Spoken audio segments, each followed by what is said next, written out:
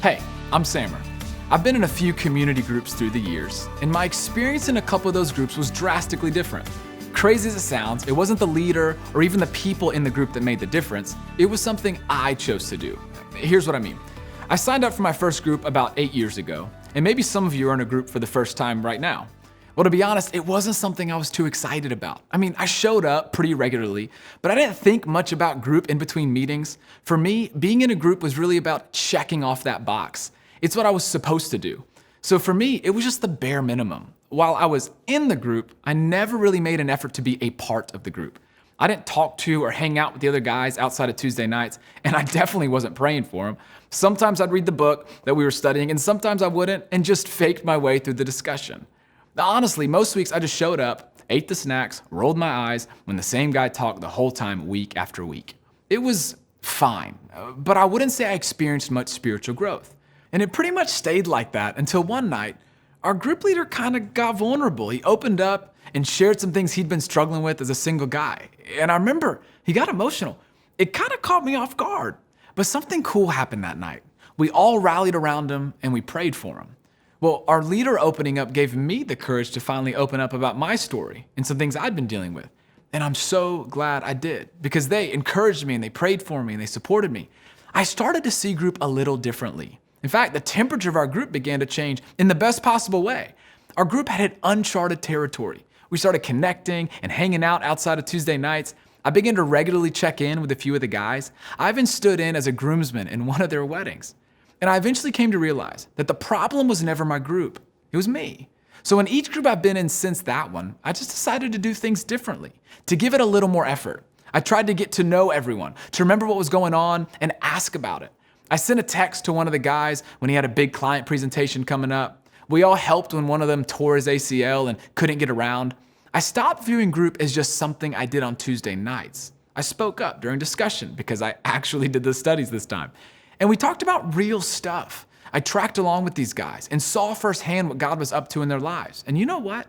That helped me see what God was up to in my own life. It was a way more worthwhile group experience because I started taking personal ownership. And it made all the difference for me. And it'll do the same for you. And I'm not the only one who's learned this. We've seen it happen over and over again. Ownership is pivotal to a great group experience. So, we want you to own your group experience and own your spiritual growth. Owning your group experience includes all the things I got wrong the first time and all the things I got right the second time. It means making group a priority, be engaged, bring snacks, volunteer to host, and get to know each other better, even outside a group. Those seem like small things, but they create a space for life change to happen. As Andy said in the first session, there are things that can happen in a circle that can never happen in a row on Sunday morning.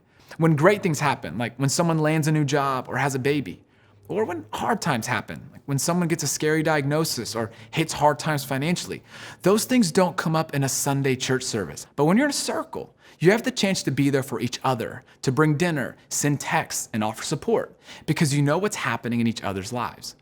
And getting off the sidelines and joining in is what owning your group experience looks like. It will take a little time and effort, and it may be a little awkward at first, but it's worth it. And if you make the effort, I think you'll find the same thing I did. Your group experience will be so much more worthwhile. And the other piece of ownership is owning your spiritual growth. Here's the bad news.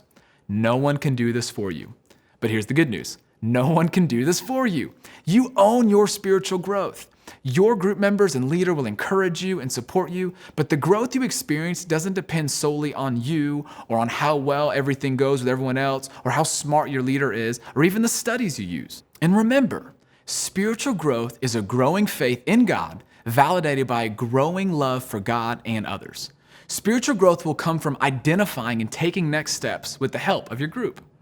When I opened up to my group about stuff that would have been way more comfortable to hide, they were able to step into it with me. They gave me advice, held me accountable, and pointed out that this circumstance really could grow my faith. And you know what? It did.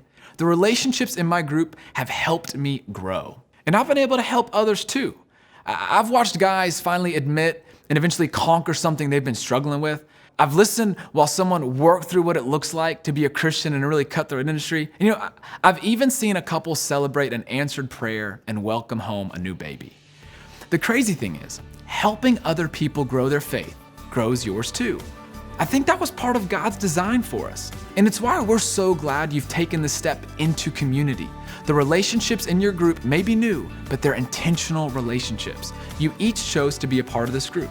Now make the most of that choice by really owning your group experience and your spiritual growth. I didn't realize it back then, but the spiritual growth I missed out on in my first group experience wasn't my group's fault. It had nothing to do with our leader, it was on me. I was encouraged to show up, join in, and be real, and I showed up most of the time, but I never really joined in. I never really risked being real. Now that I've started doing those things, I see the benefits and truly understood why life is really better connected. Taking ownership can make all the difference for you. And owning your group experience starts with some pretty small steps, like bringing snacks or hosting group at your house. In today's discussion, you'll have the chance to think about the specific ways you'd like to be involved. Your group may even want to start dividing up some of these tasks. Think about what you're good at or passionate about, then volunteer. A piece of your discussion will also revolve around what we like to call the group agreement. If you're going to own this group experience together, it's important that you're all on the same page about the purpose of the group, when you meet, and what happens at those meetings. Clear expectations are key to starting your group well, and the group agreement will help you do that. In your group, you can expect to see the same people every week. It's important not to add anyone to the group or bring guests without everyone saying it's okay. If group is a revolving door of people you don't know, it's just harder to be real. We're not trying to be closed off to others joining the group, but we are trying to build a community based on authentic relationships. Another important aspect of the agreement is setting an end date for your group. It's important to have an end date so you all know how long you're committing to this group. These are just a couple of examples of expectations you'll walk through together. Since the whole point of your discussion is to get the entire group on the same page, your leader will walk the group through the group agreement. If you're not on board with something, ask to discuss it more. Listen to others' perspectives and offer your own. Make sure that by the time you finish the conversation, you're all in agreement about the who, what, when, where, and why of your group. And now that we have come to the end of this study, we are so thankful that you have chosen to join this group.